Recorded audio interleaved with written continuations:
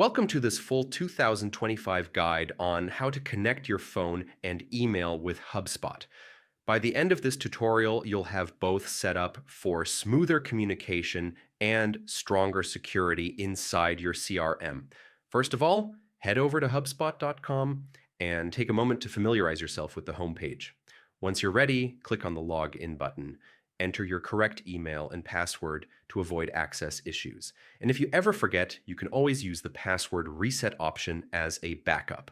After logging in, look towards the top navigation bar and click on the settings gear icon. This will open up your configuration panel. From here, select the email category. Now click on the option to connect a personal email. HubSpot will guide you step by step through the authentication process, making the setup seamless.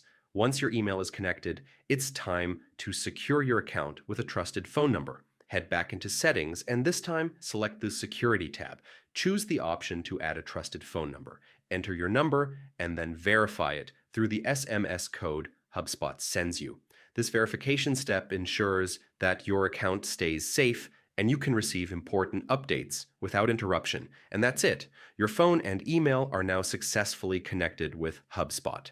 With these integrations in place, you'll stay updated, secure, and fully equipped to manage your customer relationships efficiently.